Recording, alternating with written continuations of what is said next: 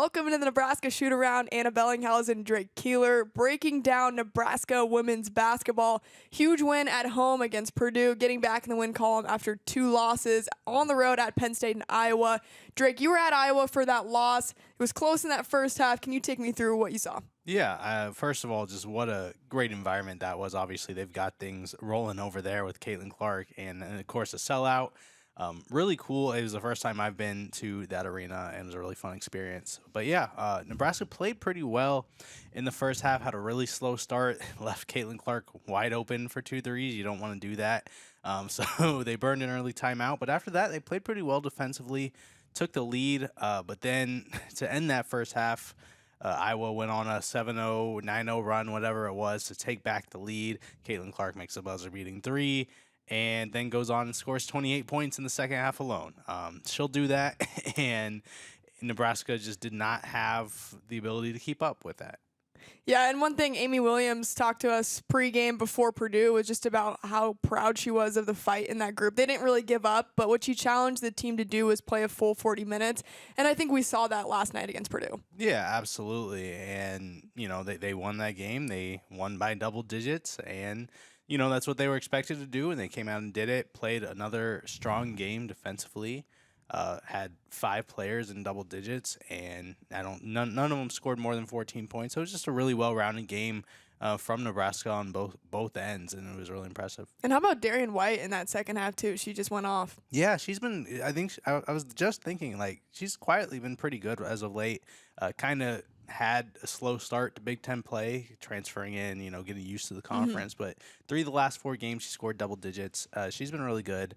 And if she can continue to get to the rim, get to the line, that's going to be really valuable for this team. This is what this team needs. It's what they lacked last year as Allison Widener went out and Sam Hybe kind of struggled through injuries. They need someone who can, really get to the rim, and they're gaining that. Kendall Moriarty's been doing the same thing. And they need that aggressiveness, and it's really important that that continues to grow throughout the rest of the season. Yeah, last night was physical. I will say there was a lot of grit on both sides. Both teams were very hungry for wins. Purdue had a 6-game losing streak, now 7. And, of course, Nebraska bouncing back into that win column. Taking a look also throughout that lineup, Natalie Potts, too, just continuing a great freshman campaign. Yeah, she had 2 of her worst games in those 2 losses, really bounced back in the fourth quarter specifically. It was really wild watching those first few possessions. She grabbed 5 offensive rebounds. I think it was in the span of 3 or 4 possessions. Almost fought for another 2 as well. She was all over the place, and she said post game she had 0 rebounds at the half. They challenged her to get 6. She got 6 in the fourth quarter. So met that goal. That was really important for this team. That's what she can do. That's how she impacts the game for this team, is getting those loose balls, fighting for those offensive rebounds, and obviously a great finisher at the rim. So that was really impressive. So don't make a bet with Natalie Potts is what we're saying right now. Yeah, I think she can meet some of those challenges for sure. Absolutely. Well, let's look ahead for Nebraska women's basketball. So you got Rutgers up next, who are 0-10 in Big Ten play, obviously a team that's been struggling, and you want to take care of business here.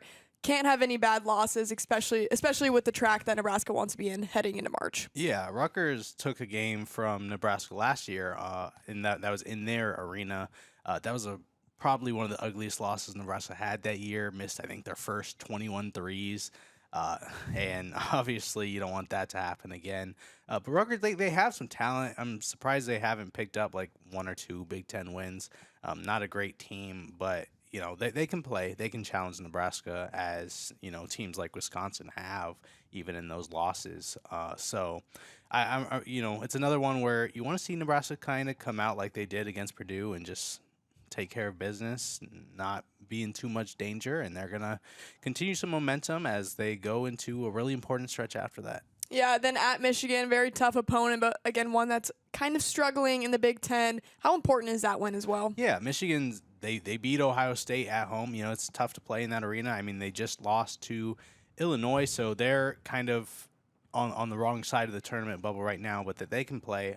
They are Kim Barnes-Arico has a good team over there, even if they're having, somewhat of a down year this year. So if they can get that win, that's going to be really important. And especially as Nebraska not only looks to get in the tournament, but have a solid seed for the bracket.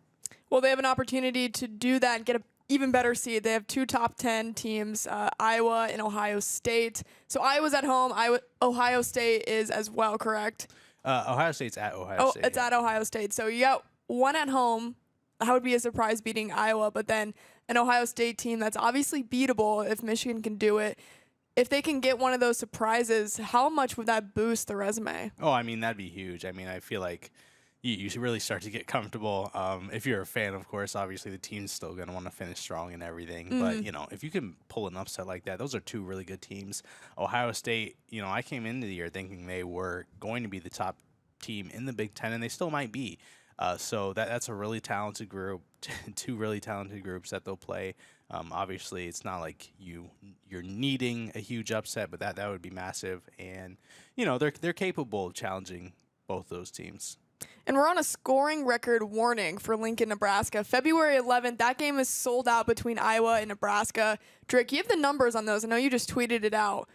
You got them right now? Where Caitlin needs to be? She's 104 points away from surpassing Kelsey Plum, 103 points away from tying. They play Maryland and Penn State before then, and those are probably games where she might have to score a little more just because those are talented opponents.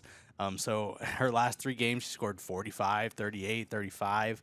If she continues on that pace, she could be within like 30 when she comes to Lincoln. And, if she could absolutely pass it against Nebraska, and that is going to be a big crowd to watch her do so. So it'll either come at the end of that Nebraska game or in the 4th quarter, 3rd quarter, or in their next game at home, which I'm sure plenty of Iowa fans would prefer. Yeah. But, it's probably something we're going to be watching heading into that game. Absolutely. Well, Drake, thanks so much for joining me today. And, guys, thanks for watching the Nebraska Shootaround. We'll have more on Nebraska women's basketball next week.